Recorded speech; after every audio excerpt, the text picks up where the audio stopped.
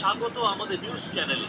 শুধুমাত্র আমাদের নিউজ চ্যানেলেই, সেটাও এই প্রথমবারের মতো এমন ঘটনা দেখছেন আপনারা। এটি একটি সিসিটিভি ফুটেজ। দেখা যাচ্ছে একটি খেলনা ডগ কোটিপতি ব্যবসায়ী শের খান সিংঘানিয়াকে কামড়ে দিল, আর তিনি অদৃশ্য হয়ে গেলেন। ওই ডগটাকে একটি ভূত নাকি খেলনা, এই অদ্ভুত রহস্য কেউ জানে না। চলো হোটেলে ফিরে যাই। ওটা খেলনা না, ভূতই হবে।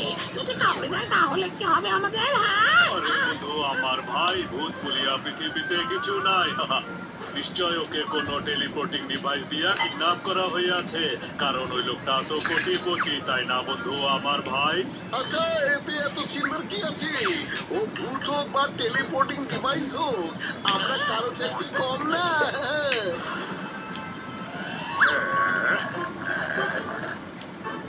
শোনো, আমার এই শয়তানি মাথায় ঝড়ের মতো একটা আইডিয়া চলে এসেছে। পরিবারকে জব্দ করার মতো একটা বদমাইশি বুদ্ধি বের হয়েছে। বাহ উস্তাদ, বাহ, কি সুন্দর কবিতা বলেছেন। কবিতাকে ছাড়ো আর সেই বিজ্ঞানীকে খোঁজো।